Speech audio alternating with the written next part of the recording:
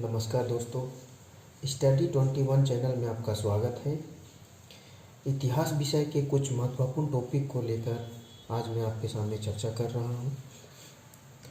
हालांकि हम लोग ने कुछ टॉपिक को लेकर पहले भी चर्चा कर लिया है, जैसे उपनिवेशवाद का अर्थ और उपनिवेशवाद और ग्रामीण समाज के बारे में कुछ हम लोग भूमिका को चर्चा किए थे।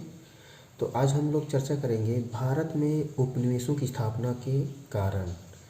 तो हम लोग का टॉपिक है भारत में उपनिवेशों की स्थापना के क्या क्या कारण है, क्योंकि भारत में अगर उपनिवेश को कायम किए हैं तो कुछ ना कुछ रीजन ज़रूर रहा होगा, तभी भारत में उपनिवेशवाद की स्थापना की गई है।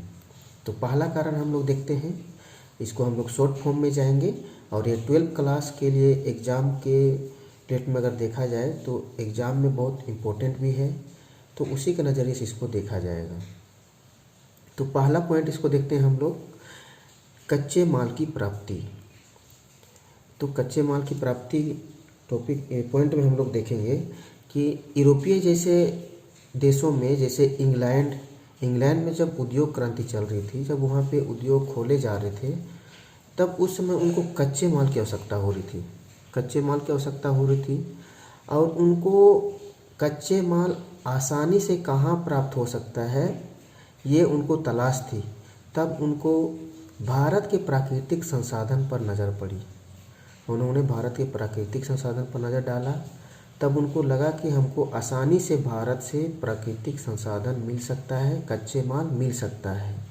इसलिए उन्होंने भारत पर अपना उपनिवेशवाद कायम किया, क्योंकि अगर वहाँ भारत में उपनिवेशवाद कायम करेगा तो उसको जितना मन चाहा यहाँ से प्राकृतिक संसाधन यानी कच्चे माल प्राप्त हो सकता था।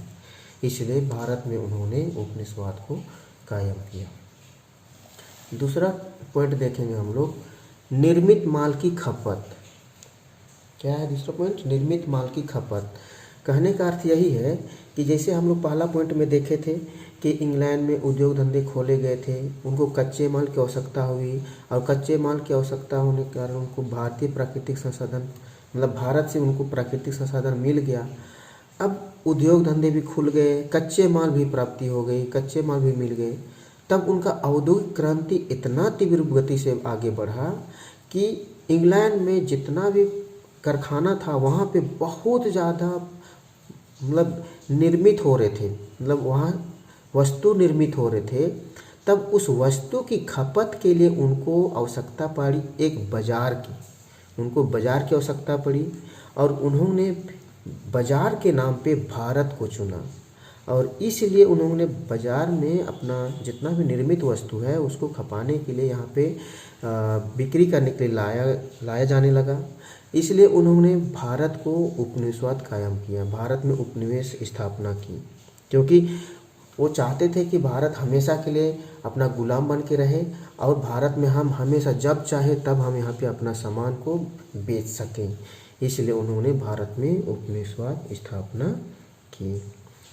तीसरा पॉइंट है ईसाई धर्म का प्रचार। अब हम बात करेंगे कि भारत में उपनिवेश स्थापना के कारण में ईसाई धर्म का प्रचार का कौन सा मतलब हो रहा है। तो हम इसमें इस तरह से समझेंगे कि यदि ईसाई धर्म का प्रचार करने का महत्वपूर्ण कारण यही था कि जिस तरह से इंग्लैंड से जो भी सामान यहाँ पे आते थे, कुछ सामान ऐसे थे जो ईसाई धर्म में जो प्रयोग होने वाला वस्तु जो होता है उनका बिक्री होना यहाँ पे बहुत ज़रूरी था। तो कहने का मतलब ये है कि भारत में ईसाई धर्म का जितना ज़्यादा प्रचार हो, यहाँ पे ईसाई धर्म को मानने वाले लोगों की संख्या जितना अधिक बढ़े, जितना अधिक हो, उतना ही उनको अपना सामान को बिक्री करने के लिए यहाँ पे ज़्यादा मुनाफा हो सकता है। तब उन्होंने ईसाई धर्म को पहले प्रचार करने की कोशिश की ताकि उससे रिलेट जो भी वस्तु प्रयोग होता है उसका खपत यहाँ पे ज़्यादा हो सकेगा। इसलिए भारत में उपनिवेशवाद कायम करने के लिए ईसाई धर्म का प्रचार करना भी जरूरी समझा। चौथा पॉइंट है प्रतिकूल जलवायु।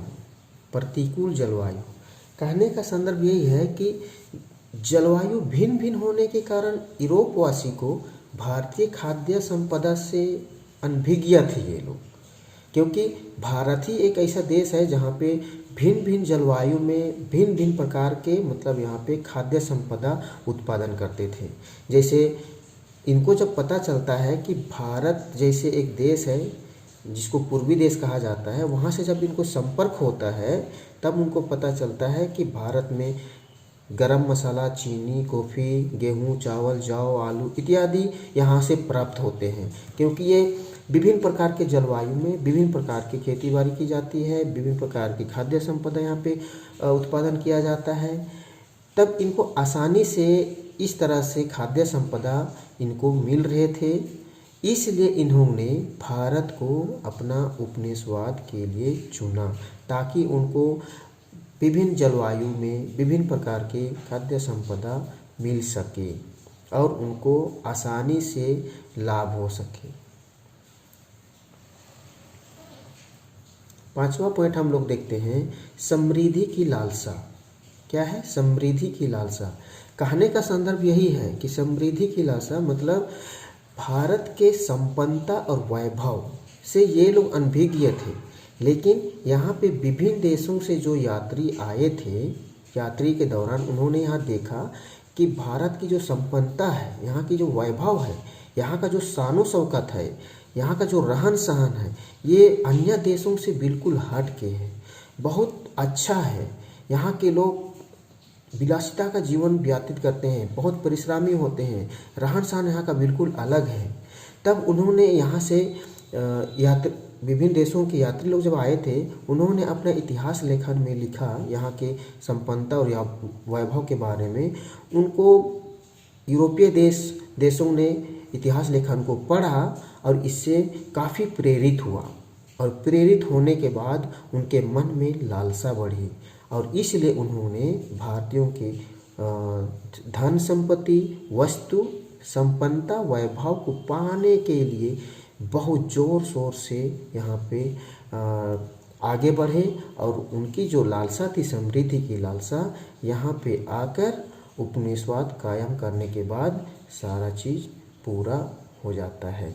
इसलिए भारत देश में उन्होंने यानी ब्रिटेन ने आकर यहाँ पे अपना उपनिवेशवाद कायम किए। Thank you.